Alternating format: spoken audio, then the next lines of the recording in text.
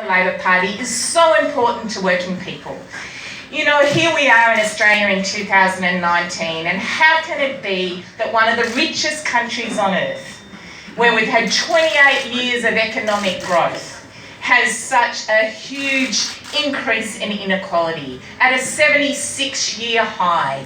Those 1% at the top owning more wealth than the 70% of us at the bottom and the middle combined. Shame! It is shameful that we are living in a time where inequality is growing, where we have so much that we could equally share. And of course, overseen by a government who only cares about the big end of town, whose every policy and every move is about looking after those that are already privileged, that are already wealthy, that allows the big businesses in this country to get away with paying 1/3 of the largest businesses in this country getting away with paying no tax. And of course, at the same time, as what do we see for ordinary working people? Wages stagnant. 6 years of wages not going up, or in many cases workers seeing their wages go backwards. And of course, not just wages not keeping up with the cost of living, but you combine that with what's happening with the crisis of insecure work. Now, the government tries to say this isn't true.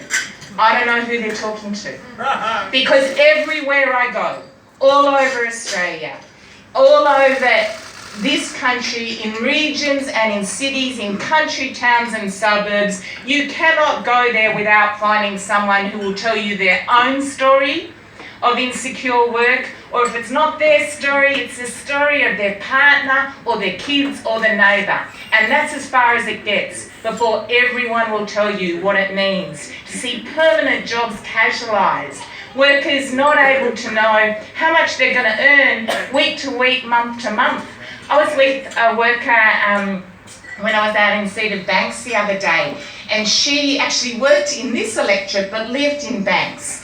And her name was Zareen. She was telling me that what happens is, for her job, at about 9 or 10 o'clock every night, she gets a text message. And that text message tells her about whether she's going to work the next morning at 6 or 7 a.m.